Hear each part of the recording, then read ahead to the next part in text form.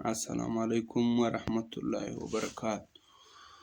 ستړي مه شئ، په خیر یاست، جوړ یاست. یو وار بیا زه ملک خان اڅکزی په خدمت کې حاضر یم.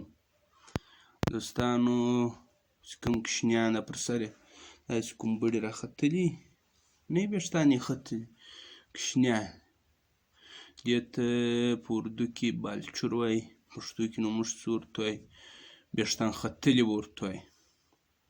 کوم کوشنیان دا ویښتان ختلي، د دې دپاره یو اسانه شی شته، نه ډاکټر غواړي، نه ټوپان غواړي، نه خرچې غواړي، بس اسماعیل در موږ ته یې پرې راورسېږي.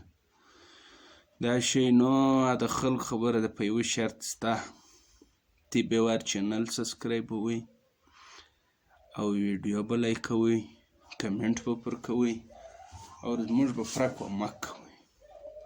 نو بیا پر یوټیوب خلک ډېرې اوږدې او لنډې، موږ ته به بس په پښتو سره خلاصوو، ډېرې اوږدې او لنډې به نه سره کوو.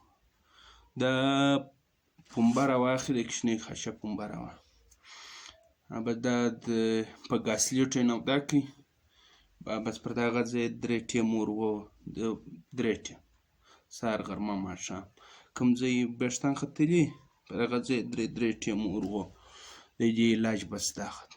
ګاسلیټ موږ ته یې څراغ ته ور اچوو، بتۍ ته چې پخوا ور لوېدله، پخوانی شی اوس خو نو ګس څوک نه پېژني ګاسلیټ ګس چی دی. په اردو کې به دې ته وایي مټي کاتیل. مټي کاتیل ګاسلیټ نه دی مثال عام خاص فرد دوکان کې په خرڅېدل، پخوا اوس خو نو نشته. دا ګاسلیټ بس پنبه په نوده کړه، پر هر ځای یې ور ووهه داسې، انشاءالله د دې سره به ډېره فایده یې وشي. نو بیا یو وار یې درڅه کوو، زموږ چینل درسره سبسکرایب کړئ، ډېره مننه. الله حافظ.